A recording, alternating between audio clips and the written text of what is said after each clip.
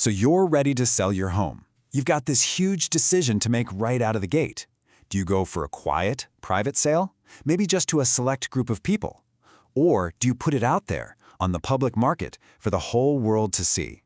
One promises exclusivity, the other maximum exposure. Well, today, we're going to find out which one actually pays off.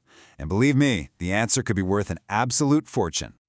All right, so let's break it down. On one hand, you have the private or off-market sale. And look, the appeal is obvious, right?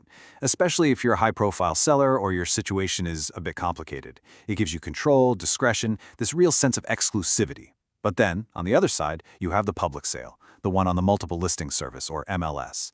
Its whole promise is just pure market force. The idea is you get your home in front of every single possible buyer, and you let that open competition drive the price up to its absolute peak. And this really gets us to the heart of the seller's dilemma. People who are big fans of these private deals, they argue that the privacy itself creates value. The thinking goes that by keeping a sale quiet, you're creating this special sought-after opportunity that, the right kind of buyer will pay a premium for. But that begs a massive question, doesn't it? Is that feeling of exclusivity really worth it? Does shutting the door to the open market also mean you're shutting the door to a much higher price? Put it another way, what is the actual tangible cost of that privacy? Well, to answer that, we're going to turn to a really fascinating investigation from one of the most competitive, high-stakes real estate markets on the planet, San Francisco. A bunch of researchers there decided to stop guessing and put this whole question to the test with cold, hard data. Yeah, to get beyond just speculation, a new report from the San Francisco Association of Realtors and a company called Real Reports dug into thousands of home sales. They were looking for a measurable, repeatable difference between these two strategies. And we're not talking about old data here. This is fresh. The study looked at listing trends over a 2-year period, from 2022 all the way through 2024. That gives us a really clear picture of how these strategies performed in the current market. And now, we get to see what they found. Okay. And this brings us to the core finding of the entire report. This is the part where the data tells the real story about what that privacy actually costs. So, after digging through all of those transactions, what was the bottom line? What's the real difference for a seller who chose the open market versus one who kept it private? The answer comes in 2 parts. First up, a percentage. The report found that homes listed publicly on the MLS sold for an 18.6% price premium compared to homes sold off-market. Let that sink in. Nearly 19%. That is a staggering advantage. And when you translate that percentage into actual dollars in the San Francisco market, it's even more shocking. That 18.6% premium equals, on average, $302,000. Wow, just think about that for a second. That is a massive amount of money to potentially leave on the table. And to put that number into perspective, $302,000 isn't just some abstract figure, right?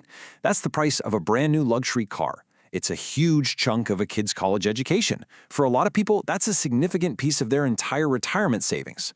So this data is suggesting that the price of privacy can be life-changingly high.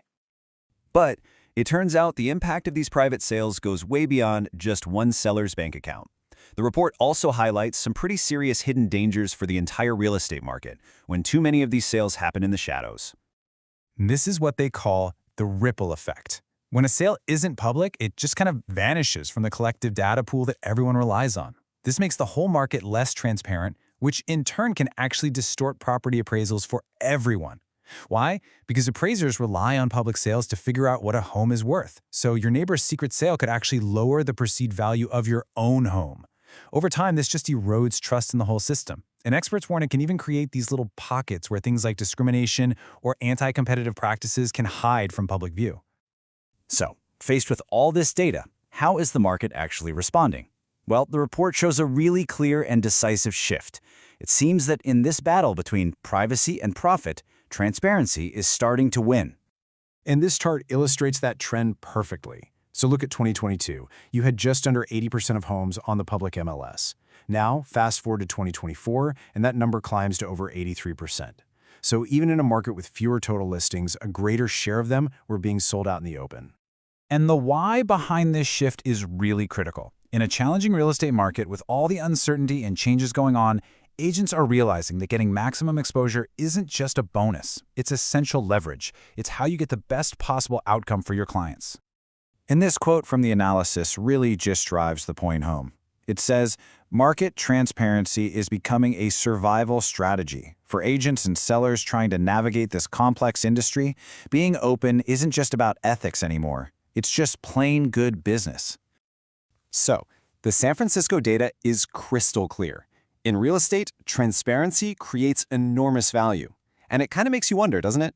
In a world that so often values privacy and exclusivity, what other areas of our lives could be totally transformed by just letting in a little more light?